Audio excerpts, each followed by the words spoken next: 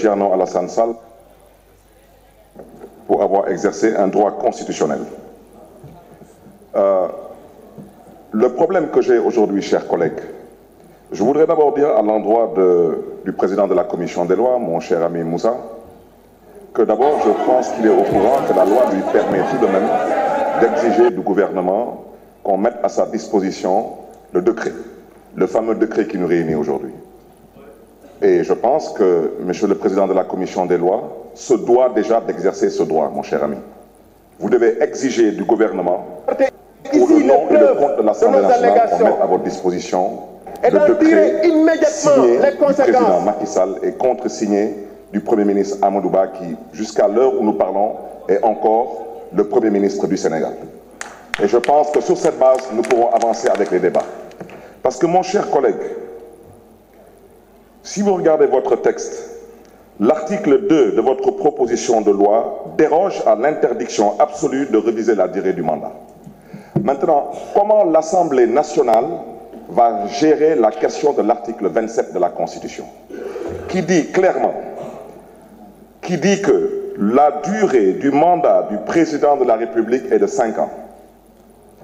Nul ne peut exercer plus de 2 mandats consécutifs. Le 2 avril 2024, qu'est-ce que nous allons faire, nous? Il faut qu'on se pose la question. C'est la raison pour laquelle je considère, chers collègues, nous sommes tous des politiques, mais nous devons nous dire des vérités. Nous sommes tous issus de partis politiques. La majorité des partis politiques ici présents à l'Assemblée nationale ont répondu présent à l'appel au dialogue du président Macky Sall. Nous avons discuté. On ne s'est pas entendu sur tous les points. Mais sur les points sur lesquels on s'est entendu, qu'est-ce qu'on va faire de tout cela? Voter pour ou voter contre? Je suis désolé.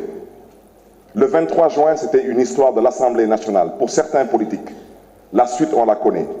Le peuple souverain aura toujours son mot à dire. C'est la raison pour laquelle je souhaiterais d'abord, avant qu'on puisse avancer dans les débats, je souhaiterais interpeller directement monsieur le président de la commission des lois. Je vous prie respectueusement, au nom et pour le compte de l'Assemblée nationale, de demander au gouvernement de mettre à votre disposition déjà le décret signé de la main du président Macky Sall et contresigné du Premier ministre, M. Amadou Ba. Parce que, chers collègues, c'est trop facile de se mettre ici à vouloir défendre des intérêts personnels, partisans et claniques.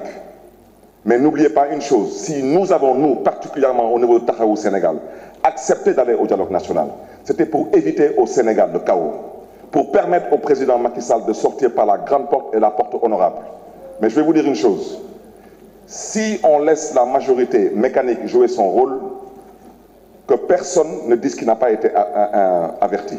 Les populations ne l'accepteront pas. C'est ça la triste réalité. Nous devons faire preuve de tenue, de retenue et de sagesse. Et c'est la raison pour laquelle je terminerai mon propos en dénonçant l'hypocrisie de la CEDEAO, mais surtout la fumisterie de l'Union africaine. Parce que ce qui se passe aujourd'hui au Sénégal devrait être dénoncé. Le protocole de la CEDEAO est violé. Le protocole est très clair. Il dit que nul ne peut changer les règles du jeu 6 mois avant le jour du scrutin. Alors pourquoi le mutisme de la CEDEAO? Pourquoi le mutisme de l'Union africaine? Et pendant ce temps, on reproche à certains présidents africains, dont le président du Mali, du Niger, du Burkina, de se retirer de la CEDEAO. Donc je terminerai mon propos par lancer un appel à monsieur le président Macky Sall. Je vous prie de bien vouloir faire preuve de tenue et de retenue. Le Sénégal en vaut la peine. Et vous méritez mieux que cela. Je vous remercie. La parole est à Moussa Diakhaté, président de la Commission.